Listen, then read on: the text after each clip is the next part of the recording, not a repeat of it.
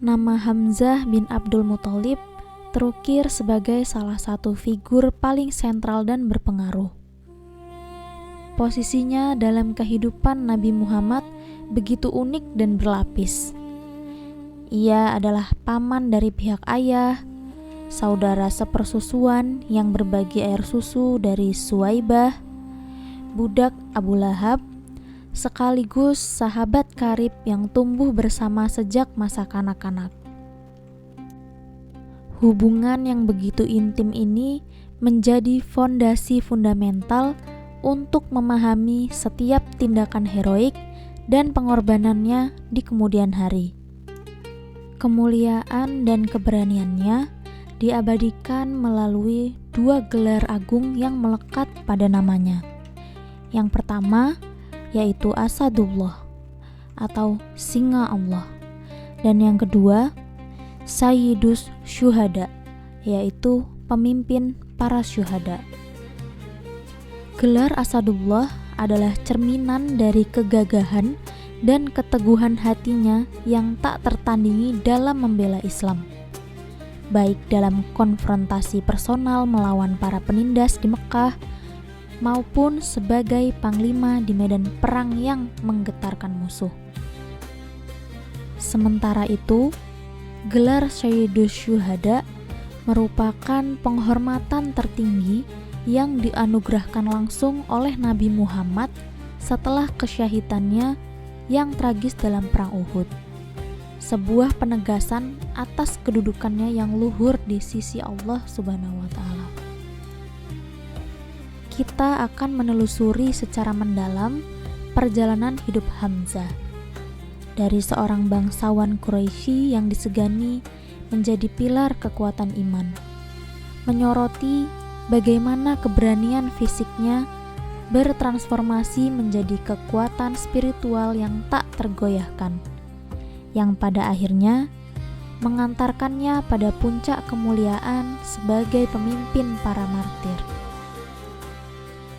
Sebelum cahaya hidayah menyentuh hatinya, Hamzah bin Abdul Muthalib telah dikenal luas di seluruh Mekah sebagai personifikasi kesatria Quraisy. Ia memiliki postur fisik yang kuat dan tegap, dengan watak yang tegas, pemberani, dan sangat menjaga harga diri. Di kalangan kaumnya, ia adalah sosok yang disegani dan ditakuti. Keahliannya yang paling menonjol adalah sebagai seorang pemburu ulung dan pemanah yang lihai.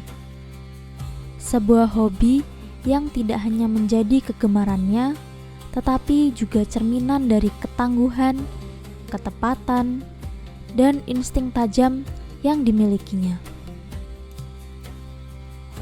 Hubungan personalnya dengan Nabi Muhammad terjalin sangat erat.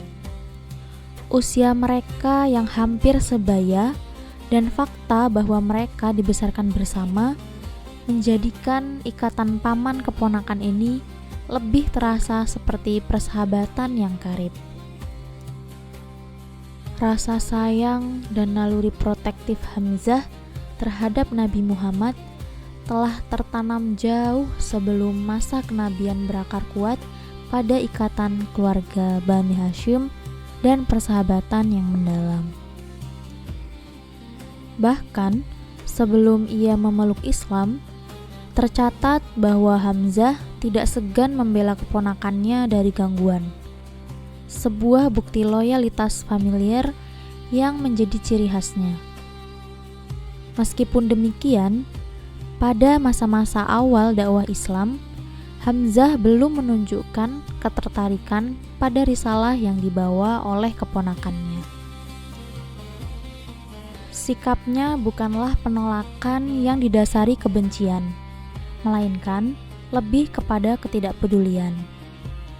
Ia memandang urusan agama sebagai sesuatu yang rumit dan lebih memilih untuk fokus pada gaya hidupnya sebagai seorang kesatria, menghabiskan waktunya dengan berburu dan menikmati posisinya di kalangan elit Quraisy.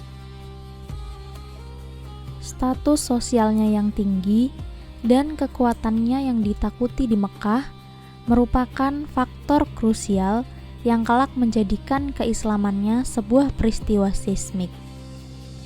Keengganan awalnya untuk terlibat dalam dakwah justru menyoroti bahwa konversinya bukanlah hasil dari kepercayaan bertahap, melainkan sebuah ledakan emosi yang dipicu oleh sesuatu yang lebih fundamental baginya, yaitu harga diri dan kehormatan keluarga, yang kemudian disempurnakan oleh hidayah ilahi.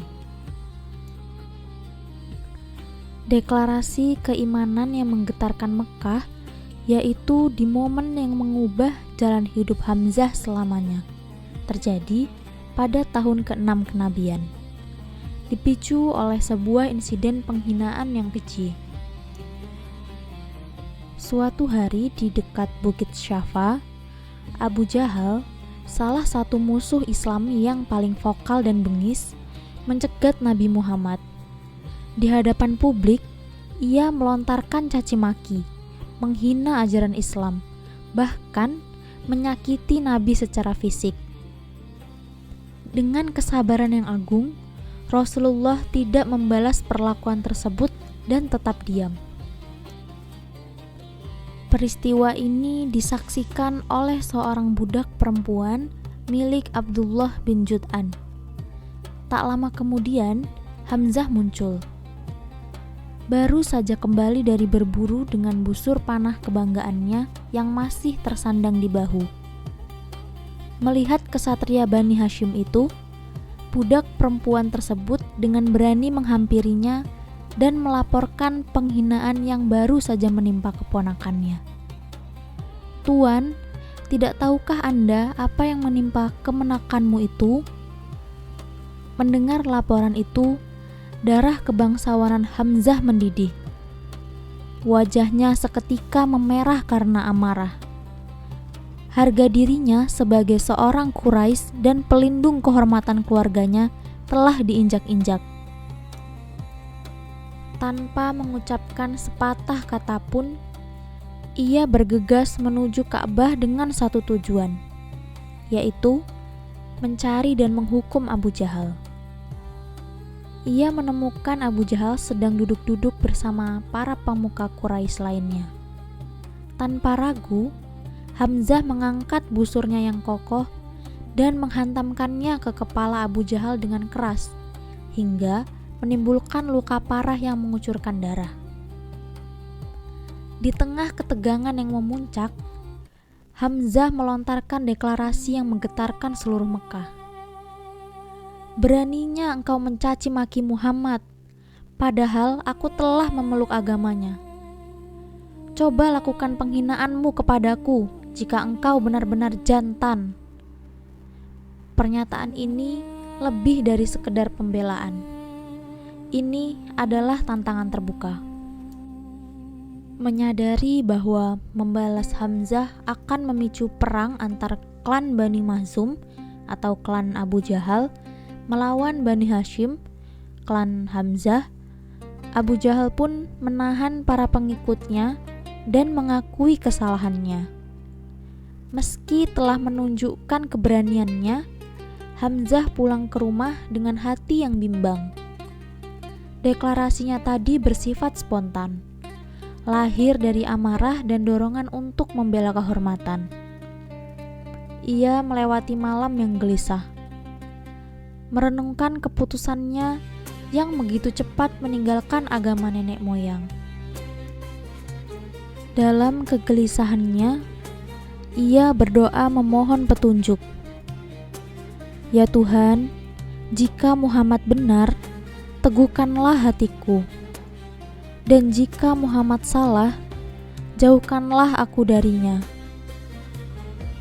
Keesokan harinya, ia menemui Nabi Muhammad dan menceritakan segala keraguan di hatinya. Rasulullah kemudian mendoakannya agar diberikan keteguhan dan membacakan ayat-ayat suci Al-Quran. Seketika itu juga, hati Hamzah dipenuhi dengan ketegangan, keyakinan, dan keimanan yang kokoh. Proses keislamannya adalah sebuah perjalanan dari amarah yang membela kebenaran menuju keyakinan yang memenangkan jiwa, atau yang disebut iman al-yakin. Sebuah transformasi dari pelindung berbasis solidaritas menjadi pelindung berbasis akidah. Keislaman Hamzah yang terjadi hanya berselang 3 hari sebelum Umar bin Khattab memeluk Islam. Ini menjadi sebuah titik balik strategis bagi dakwah di Mekah. Peristiwa ini merupakan pukulan telak bagi kaum musyrikin Quraisy. Mereka menjadi gelisah dan khawatir karena Islam kini memiliki 2 pelindung yang paling kuat, disegani dan ditakuti di kota itu. Kalkulasi resiko bagi para penindas telah berubah secara drastis. Akibatnya, penindasan dan gangguan fisik terhadap Nabi Muhammad serta para sahabatnya yang lemah mulai berkurang secara signifikan. Kaum Quraisy sadar bahwa setiap serangan terhadap kaum muslimin kini akan berhadapan langsung dengan murka Sang Singa Allah.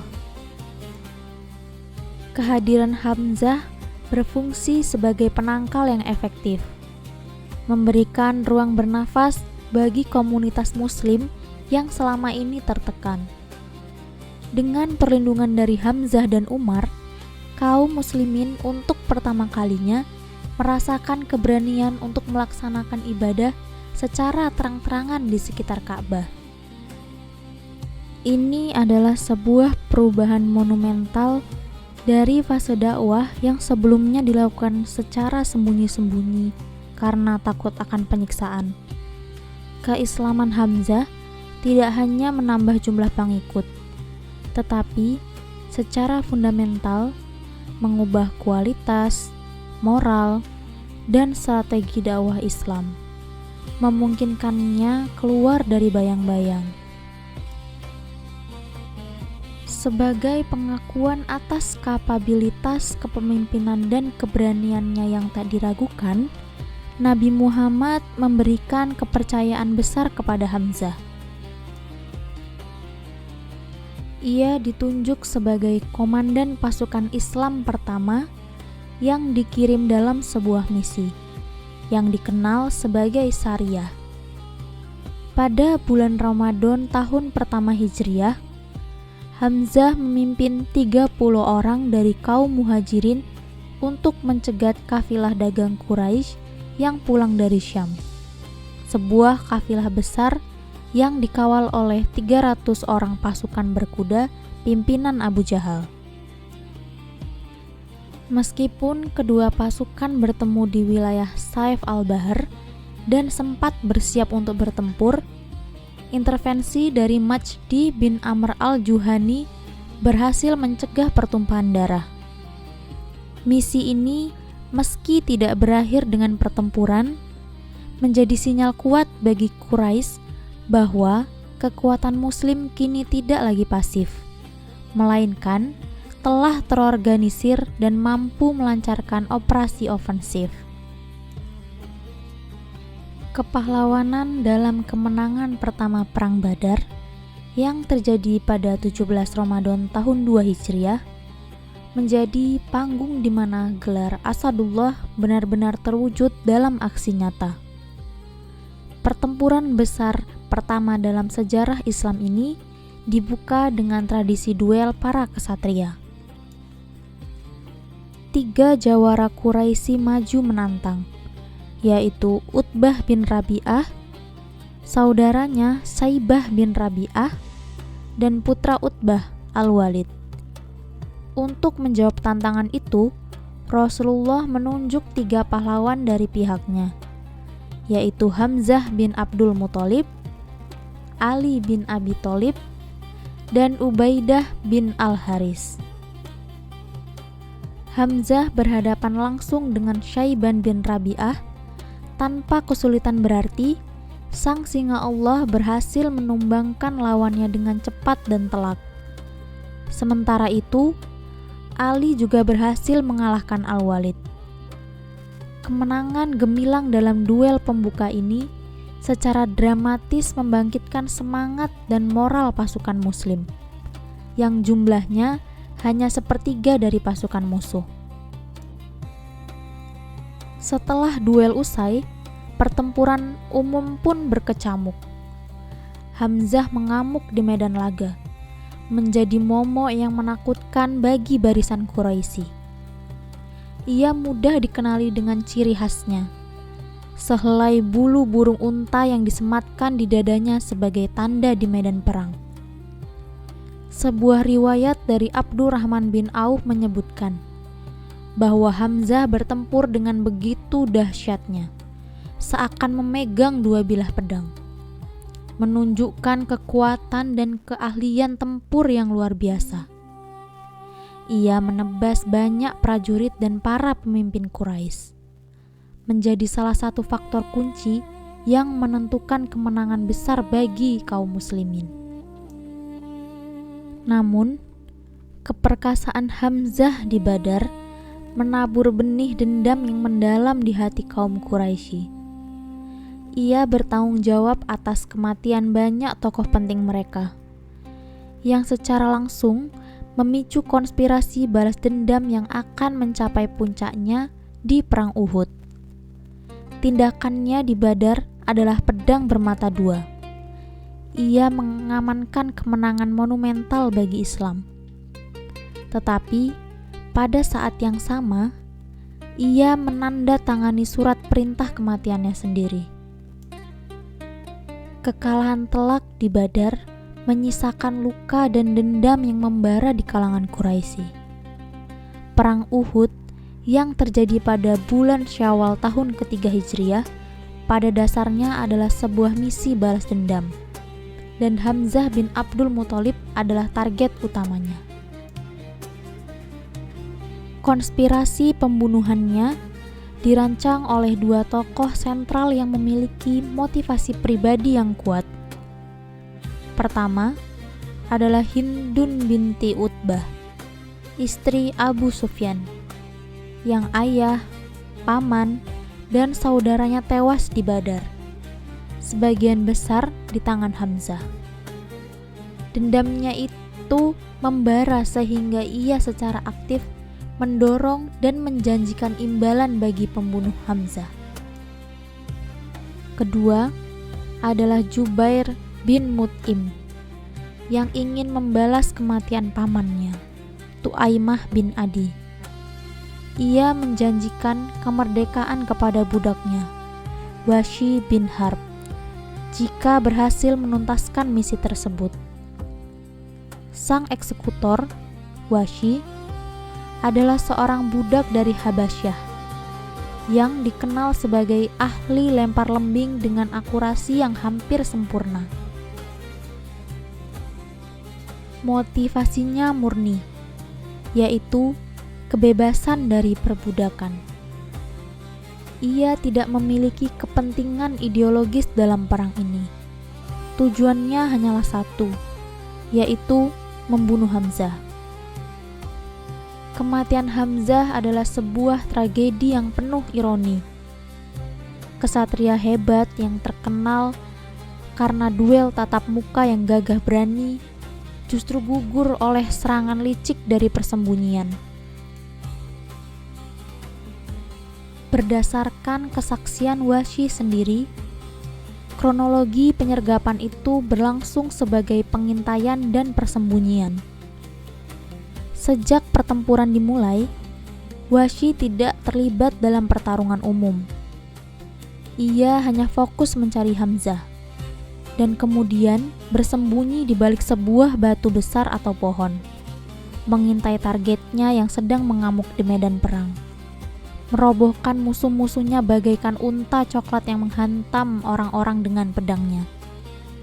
Kesempatan emas datang ketika seorang prajurit Quraisy bernama Siba bin Abdul Uzza maju menantang Hamzah untuk duel. Dengan cepat, Hamzah pun menebas dan membunuh si Ba. Momen singkat inilah yang membuat Hamzah lengah, karena perhatiannya terfokus pada lawannya dan posisinya berada dalam jangkauan lemparan Wahsy. Dari tempat persembunyiannya, Wahsy mengambil ancang-ancang, menggoyangkan lembingnya hingga ia yakin akan mengenai sasaran, lalu melemparkannya dengan sekuat tenaga. Tombak itu melesat dan mengenai bagian bawah perut Hamzah, menembus hingga ke selangkangannya. Gugurnya Hamzah karena terkena luka yang fatal. Hamzah sempat mencoba bangkit dan melangkah berat ke arah Wahsy. Namun, ia akhirnya roboh dan gugur sebagai syahid. Setelah memastikan Hamzah telah wafat, Wahsy mendekati jasadnya hanya untuk mengambil kembali tombaknya. Baginya, misi telah selesai dan kemerdekaannya telah terjamin. Tragedi gugurnya Hamzah tidak berakhir dengan kematiannya. Ketika barisan kaum muslimin terdesak akibat kelalaian pasukan pemanah, kaum musyrikin melampiaskan kebencian mereka dengan sangat keji. Hindun binti Utbah yang dendamnya belum terpuaskan, memimpin para wanita Quraisy untuk memutilasi jenazah para syuhada. Jasad Hamzah menjadi sasaran utama kebenciannya. Perutnya dirobek, hidung dan telinganya dipotong untuk dijadikan kalung dan gelang. Dalam riwayat yang masyhur, Hindun bahkan mengambil hati Hamzah dan mencoba mengunyahnya, namun tidak sanggup menelannya, lalu memuntahkannya kembali. Perlu dicatat, sebagian ulama hadis menilai riwayat tentang tindakan memakan hati ini memiliki sanad yang lemah atau dhaif. Namun, tindakan mutilasi itu sendiri tercatat secara luas. Ketika pertempuran usai, Rasulullah mencari jasad paman tercintanya. Pemandangan yang beliau temukan begitu memilukan dan menyayat hati. Para sahabat menyaksikan kesedihan Nabi yang begitu mendalam. Digambarkan sebagai tangisan paling sesenggukan yang pernah mereka lihat.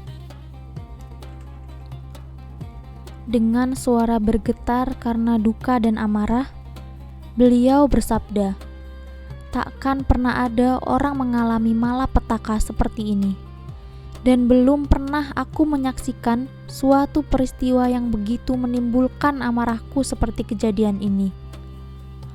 Dalam puncak kesedihan dan amarahnya, terucaplah sumpah dari lisan Nabi, "Demi Allah, kalau pada suatu ketika Allah memberikan kemenangan kepada kami melawan mereka, akan kuaniaya 30 orang dari mereka sebagai balasan atasmu."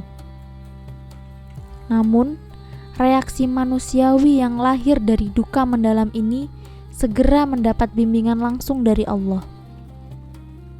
Allah menurunkan wahyu sebagai penenang, pedoman, dan penetapan etika perang yang luhur. Firman-Nya dalam surat An-Nahl ayat 126-128, yang artinya, "Dan jika kamu membalas, maka balaslah dengan balasan yang sama dengan siksaan yang ditimpakan kepadamu. Tetapi jika kamu bersabar, sesungguhnya itulah yang lebih baik bagi orang yang sabar. Bersabarlah, hai Muhammad, dan tiadalah kesabaranmu itu melainkan dengan pertolongan Allah, dan janganlah kamu bersedih hati terhadap kekafiran mereka, dan janganlah kamu bersempit dada terhadap apa yang mereka tipu dayakan. Sesungguhnya Allah beserta orang-orang yang bertakwa dan orang-orang yang berbuat kebaikan." Setelah menerima wahyu ini, Nabi Muhammad segera membatalkan sumpahnya. dan memilih jalan kesabaran yang lebih mulia. Dan ini secara tegas melarang praktik mutilasi jenazah dalam peperangan Islam selamanya. Kematian Hamzah menjadi sebab turunnya ayat yang menetapkan standar moral yang tinggi, bahkan dalam situasi perang yang paling brutal. Sebagai bentuk penghormatan terakhir yang luar biasa, Nabi Muhammad melakukan prosesi sholat jenazah yang unik.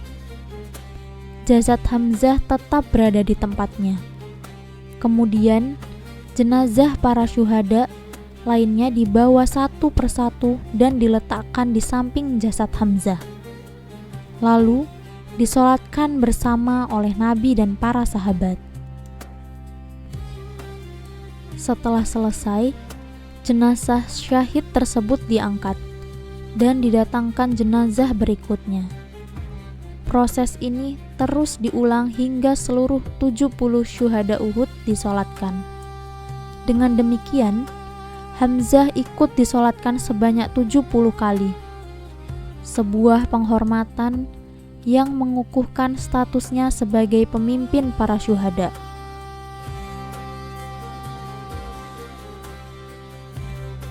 Perjalanan hidup Hamzah bin Abdul Muthalib adalah sebuah epik tentang keberanian, kesetiaan, dan pengorbanan. Ia adalah teladan utama keberanian, tidak hanya di medan perang yang bergemuruh, tetapi juga keberanian untuk menyatakan kebenaran di hadapan tirani. Sebagaimana yang ia tunjukkan saat berkonfrontasi dengan Abu Jahal di jantung kota Mekah. Keislamannya menjadi salah satu pilar yang mengokohkan komunitas muslim di masa-masa paling genting dan rentan. Tanpa kekuatan dan perlindungan dari figur-figur perkasa seperti Hamzah dan Umar, narasi sejarah awal Islam mungkin akan menempuh jalan yang sangat berbeda. Kesyahidannya yang tragis di Uhud mengajarkan pelajaran yang mendalam tentang harga sebuah pengorbanan. Kebrutalan yang lahir dari kebencian, dan yang terpenting, keutamaan kesabaran dalam menghadapi duka dan provokasi terberat sekalipun.